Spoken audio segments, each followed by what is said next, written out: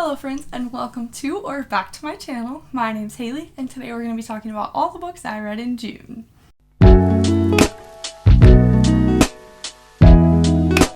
Since this is my first monthly wrap up, I think I'm going to start by trying out filming them and talking about the books that I read in the order that I read them. And if I don't like that or I want to change it up, then I will change it up. The first book I read in the month of June is The Last Mrs. Parrish by Liv Constantine. And this is a reread for me. I read this book last year, and typically I wouldn't reread a thriller, especially in such a short period of time. However, I wanted to reread this because I got an arc of the sequel, which I also read this month, and so I wanted to make sure that everything was fresh in my brain.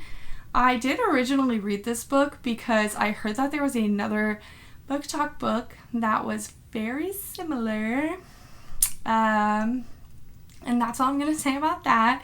And so I wanted to make sure that I had the story and the characters and everything correctly remembered in my brain before I hopped into the next book. So this book, if you're not aware, follows Amber, who is she's just, I don't even know. She's just like kind of a loser, for lack of a better word. And she decides that she is going to worm her way into the Parrish's life because she wants to take Jackson Parrish for herself.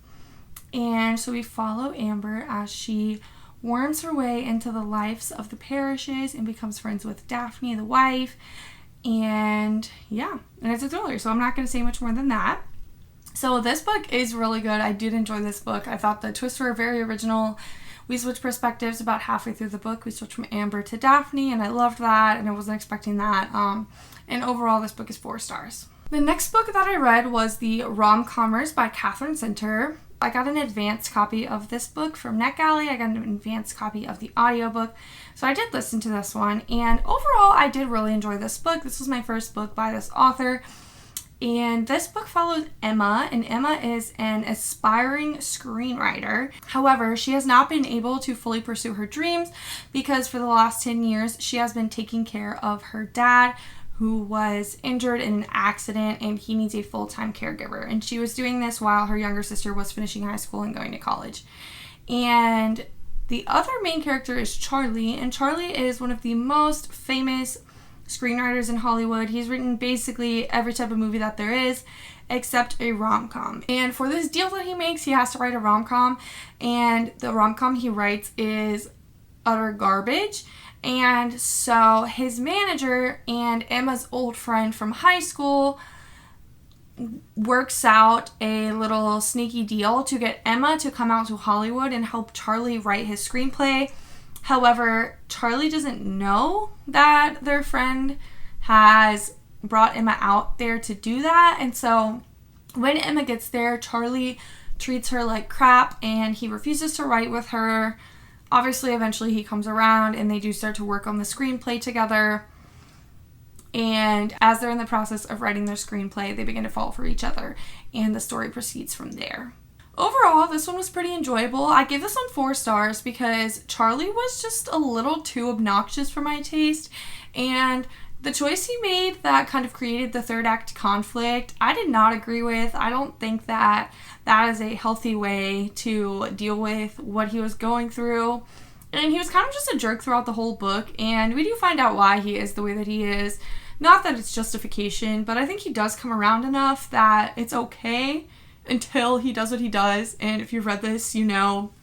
And I just couldn't support that. I could not give this book 5 stars knowing that our male main character would make a decision like that. And so, yeah. Otherwise, I did really enjoy this book, and I would like to read more from this author going forward. The next book that I read is Death Valley by Melissa Broder. And this book was super weird. And I knew it was going to be weird going into it. I just wasn't quite ready, for lack of a better phrase. So this book follows our main character, and our main character's dad is sick, and she goes into the desert. She's a writer, and she goes into the desert to just be alone, to get away from everything. Her husband also has a chronic illness, and so she goes to just kind of be on her own, and she wanders into the desert, and then she crawls into this cactus. And then from there, she kind of gets lost, and we're following her journey through the desert, and part of it is her internal journey of coming to terms with how her life is going and what's going on in her life, and part of it is her physical journey of surviving in the desert. There were definitely parts of this book that I thought were super relatable when it comes to depression and anxiety and that type of stuff, but there were other parts where I was kind of just like, what the heck is going on? So I'm not really sure if I just didn't get it the way that it was intended, or this type of book just isn't for me. I gave it 3 stars. If it's something that sounds interesting, I would definitely recommend you give it a try, but I think this is one of those books that is definitely going to hit different for everyone, and you'd have to check it out for yourself to see if you really like it. The next book that I read this month is The Ballad of Songbirds and Snakes by Suzanne Collins, and this is the prequel to the Hunger Games trilogy, and this follows President Snow when he is a child, and this follows the events of the 10th Hunger Games. And in the 10th Hunger Games, they are trying to get the citizens of Panem, that's where they live, right? I think that's what it's called. I'm just going to go with it. So they're trying to get the citizens to be more involved in the Hunger Games, and they are trying to come up with ways to make the Hunger Games more appealing. And so they take capital students that are at this academy and assign them as mentors to the tributes. And then the mentors, these students, which Jon Snow, I don't even know, who is that? Is that the guy from Game of Thrones? I don't even know. Coriolanus Snow is one of those students who is a mentor, and then the head game maker challenges the mentors to come up with ways to make the games more interesting. And so we just follow Coriolanus and his mentor, Lucy Gray, and their journey throughout the games, and then after the games we follow Coriolanus and kind of what happens to him after the games as well. This book is meant to show us why Coriolanus Snow is the way that he is. And while I definitely saw some of the reasoning as to why he becomes the monster that he is in the Hunger Games, I don't think that everything was fully fleshed out the way the author intended it to be. Or maybe I'm just missing something and I didn't read enough in between the lines. I'm not sure. I did enjoy this. I thought it was a little long. This is a little bit chunky. So there are definitely parts where I was like, okay, get to the point. But overall, I did enjoy this. I love being back in the Hunger Games world, and I genuinely cannot wait. Right after I finished this, I found out that she announced that she's going to be writing a 5th book in the Hunger Games world, and it is going to be following Haymitch's Hunger Games, which is the 50th Hunger Games. It's the second quarter quell. And so I am super pumped for that, but definitely glad I read this one, and I gave this one 3 stars. The next book that I read is How to Age Disgracefully by Claire Pooley, and I got this as an ARC from NetGalley. So this book follows a large cast of characters, but I would say our main character here is Daphne, and Daphne is an older lady. She's about, we start the book on her birthday. I believe it's her 75th birthday, and she is realizing how alone she is and how lonely her life is, and she wants to make her life better for herself, but she also has secrets that she's hiding, and so she doesn't want to get too close to anyone. And so as she's venturing out, she sees this sign for this senior group that's going to be meeting at the community center, and she decides to give it a shot and go to one of the meetings, and that is where we meet the rest of the cast of characters. And so we are following the seniors from the senior center, as well as the preschool that is in the community center. We follow some characters from there. We have a teenage boy who is a dad to one of the kids in the preschool, and so we're following him, and Daphne eventually starts babysitting for him, and she has no idea what she's doing, so that's super funny. And we just kind of follow along as this group of seniors and preschoolers and characters band together to try and save their community center. And if that sounds kind of hectic, it's because it is. It is a little convoluted at first. I was kind of like, what is the point of this book? Why are there so many characters? There's so much going on. However, the more and more I got into the story, the more I fell in love with the characters and the found family, and I really, really enjoyed this one. I gave this one 4 stars. Next book that I read was The First Shot by Liv Constantine, and this is a prequel novella to The Last Mrs. Parrish. And so what this book does is this book shows us what's going on with Amber before she moves to Connecticut and meets the Parrishes. This was just a short, quick little audio novella on Audible. And while I definitely appreciated it and it was very relevant to what goes on in the next book, The Next Mrs. Parrish, it was just kind of okay. I mean, it was just Amber being Amber at this point after reading the first book. I'm well acquainted with her personality. I know what kind of crappy person that she is and all the manipulating stuff that she does. So it wasn't necessarily enjoyable, but it did give a lot of background for the next book, which I appreciated when I started there. So I gave this one 2 stars because it kind of was just meh. But like I said, the information is valuable when you go into the sequel. The next book that I read was Same Time Next Summer by Annabelle Monaghan. This book follows... I can't remember her name. This is embarrassing. Why can I not remember any characters' names? This is going to be my biggest booktube problem. Okay, bear with me because this is going to be the worst summary ever. Our main female character, she is engaged. And her and her fiance don't really see eye to eye on a lot of things. They don't necessarily seem like a good fit. However, they are forging ahead in their relationship and they go to their family's beach house, and this guy that she is engaged to does not really like her family. He thinks they're a little bit weird and eccentric for his taste. Honestly, they sounded like a great old time to me. And so they're at their family's beach house, and then their neighbor Wyatt, I want to say that's his name. I'm just gonna guess. I'm just gonna go through. I don't feel like looking this up. Her neighbor, who she grew up with, is there, and they were like high school boyfriend and girlfriend, and they kind of grew up together and always had a big crush on each other. And so while they're at the beach house looking for stuff for the wedding, her and this guy from her childhood start getting reacquainted, and then they kind of rekindle their relationship, and it turns into a second chance romance from there. This book was just all right. I don't think I like second chance romances very much. There was no cheating from as far as I can remember. I don't think she cheated on her fiance with this guy, but yeah, this one was just fine. I gave it 3 stars. It was like a fun little listen while I was listening, but clearly it's not very memorable. The next book that I read was The Next Mrs. Parrish, which is the second book in this series. I also got an arc of this from NetGalley.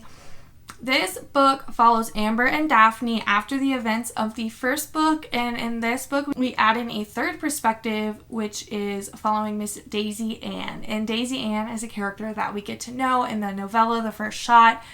This book was twisty, turny, really, really good time. I enjoyed this one a lot.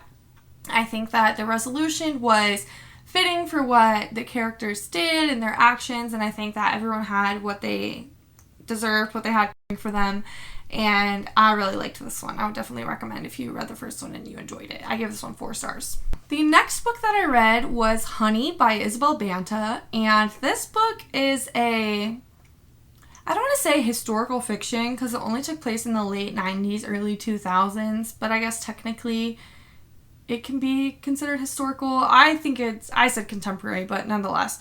This book followed our main character, Amber Young, and Amber from a young age was told she was talented and she wanted to become a pop star because she was like, that is the only thing that I'm good at. We follow her as she tries to break into the music industry, and it starts with her being in this girl group where she meets her best friend Gwen, and then they both leave the group, and then it follows them as they become solo artists and their lives and their careers in the music industry.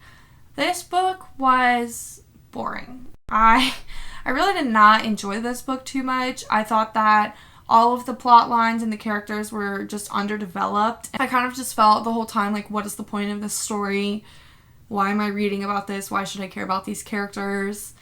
I don't know. I feel really mean saying that, but I just really didn't enjoy this one. I give this one 2 stars. The next book that I read is Nora Goes Off Script, also by Annabelle Monaghan.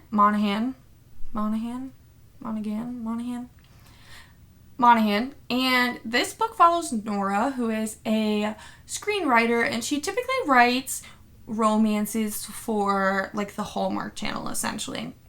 And so she's written a ton of those movies, but then her life kind of falls apart and she goes through a divorce, and so she writes a screenplay based on her divorce. And this screenplay gets picked up to be like an AIM Theaters popular movie, and it has these really famous actors doing it, and it's called The Tea House, I believe, and it's like based on the tea house that's in her backyard. And so because of this, they actually come to film the movie at her house. And the lead guy, he's kind of weird. He kind of seems like he's going through some shit. And after they're done shooting, he's just like, you know what? I'm going to stay here. I'm just going to stay at your house and kind of escape my life. Which is weird. Super weird. And then while he's staying there and Nora's just kind of showing him how to be a normal person, they start to fall for each other, and then they start doing it in the tea house. And yeah, the story goes on from there. It was okay. It was nothing to write home about. It was nothing super special.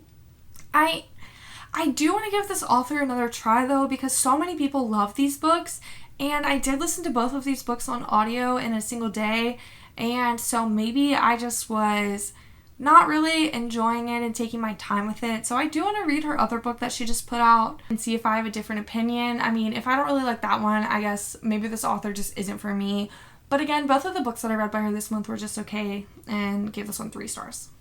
The next book that I read is The Ladies of the Lake by Kathy Golke, or Golke, I'm not sure. This book follows Addie and Dorothy. Those are the main characters of The Ladies of the Lake. There are the 2 other ones. I don't even remember. I feel like such a fucking idiot because I can't remember anybody's names. Ruth and Susanna. Okay, so the main characters are Addie and Dorothy, and those are 2 of the Ladies of the Lake. The other 2 are Ruth and Susanna. And so Addie lives in Prince Edward Island with her parents, but then her parents tragically die in a ship accident, like a shipwreck. And so then she gets sent to the United States to go to this all-girls boarding school, and that's where she meets Dorothy and the Ladies of the Lake.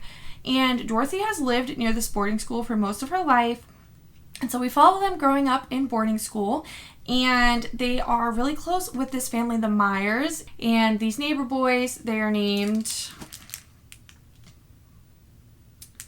Shoot. What are their names? Why can I not remember literally anybody's name? Steven.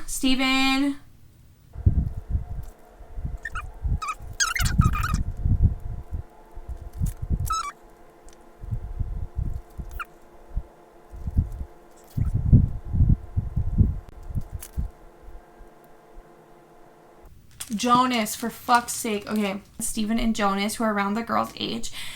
And so we follow them in their relationships. And then after they graduate, Addie and Dorothy stay on at this academy to become teachers. And in their first few years teaching, that's when World War I breaks out. And the school and everyone kind of turns on the Myers because they are German immigrants. And so we're following that storyline.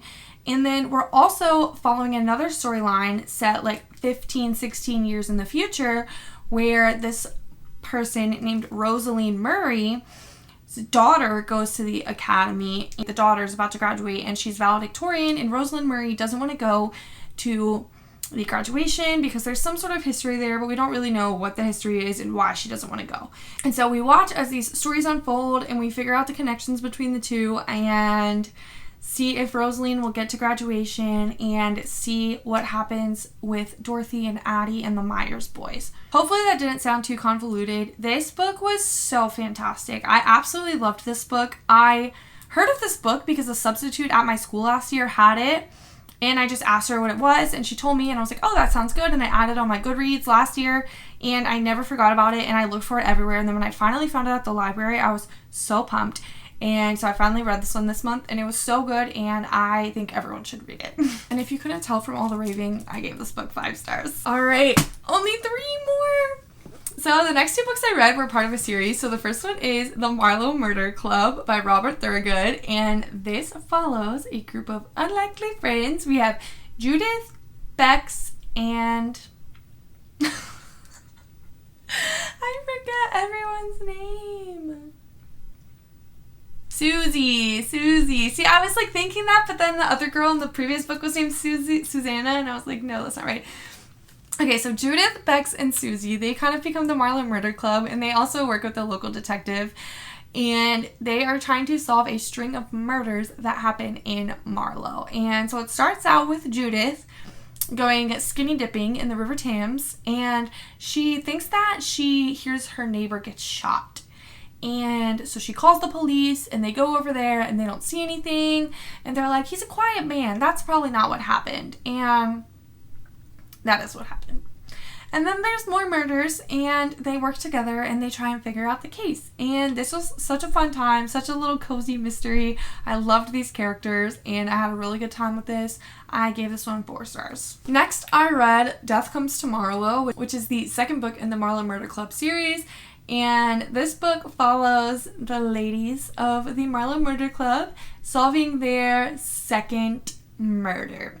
And this murder is a little bit crazy, so Judith is just chilling at home doing her crossword clues that she does for her job, and she gets a call inviting her to this engagement party for this lord. And she's like, that's kind of weird, I don't really know these people. But the guy is like, my son's gonna kill me, this is so, you need to be here, blah blah blah. And she's kind of like, what's going on? So she goes to this party, and lo and behold, this lord does die at his engagement party.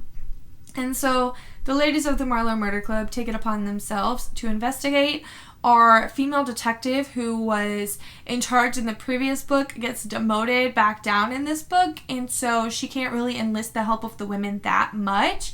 And the chief police person, the head detective, doesn't think that it was actually murder, so he's kind of working against these women this whole book, trying to figure out what happened.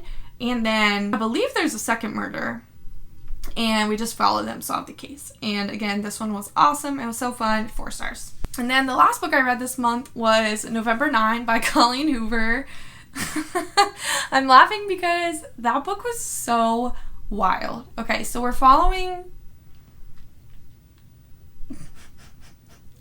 Why can't I remember any of their names? I just read this book. Fallon. We're following Fallon. Fallon and Ben. Yeah, it has to be Ben.